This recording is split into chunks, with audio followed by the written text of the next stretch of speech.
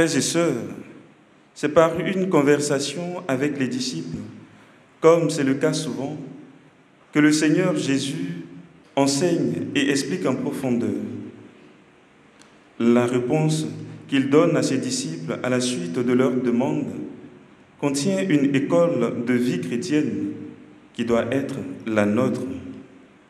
Si vous aviez de la foi gros comme une graine de moutarde, vous auriez dit à l'arbre que voici, déracine-toi et va te planter dans la mer, et il vous aurait obéi.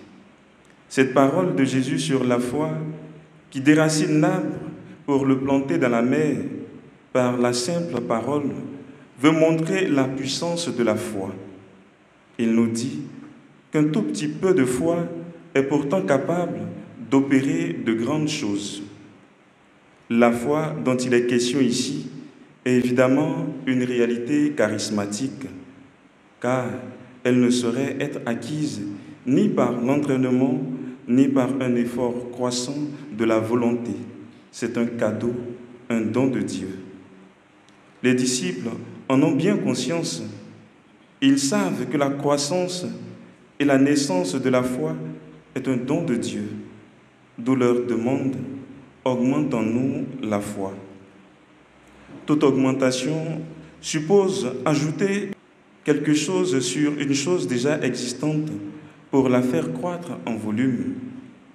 Une telle demande pour la foi n'est pas mauvaise, mais le Seigneur nous rappelle que la foi est totale et plénière dès le départ, que ce n'est pas par la quantité que la foi transformera le monde et nous-mêmes, mais par son accueil qui s'exprime par notre attachement à Dieu. Ce n'est pas une foi aveugle, attendant de manière irrationnelle et sentimentale une chose humainement impossible. Autrement dit, ce n'est pas une sorte de chèque en blanc de miracle pour mettre Dieu à l'épreuve. Au contraire, c'est une foi qui met en quelque sorte en mouvement la toute-puissance, bienveillance de Dieu parce que lui-même l'a voulu et l'a promis.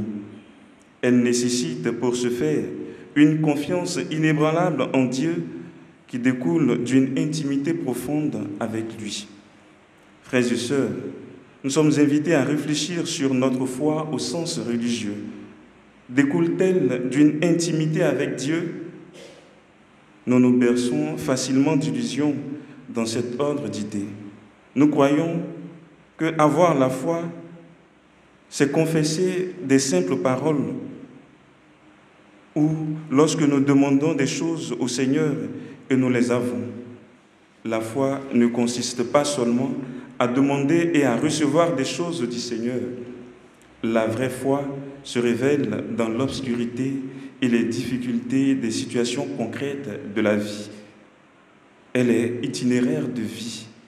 Il ne sert à rien de professer notre adhésion au Christ par nos paroles si notre conduite contredit ce que nous professons.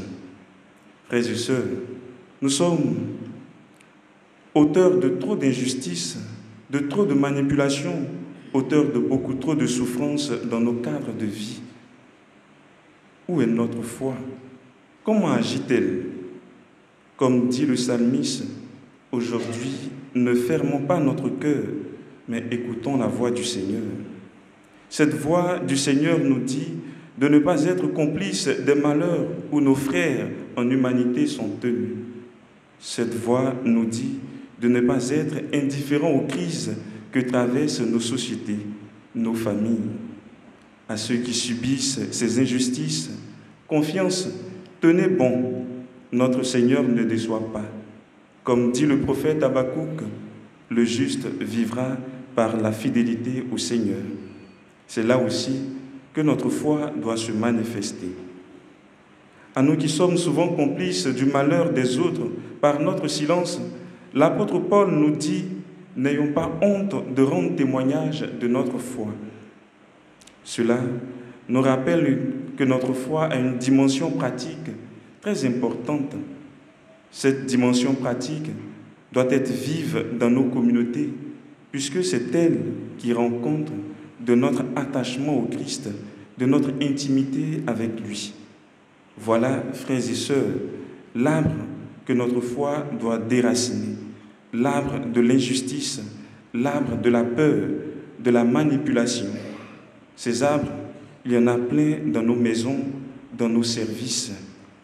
Et quand notre foi nous aura permis de déplacer ces arbres, le Christ nous recommande de dire: nous sommes de simples serviteurs, nous n'avons fait que notre devoir. Notre Seigneur sait que les œuvres de la foi peuvent s'encombrer d'orgueil. Il semble donc nous prévenir que nous n'avons droit à aucune récompense spéciale.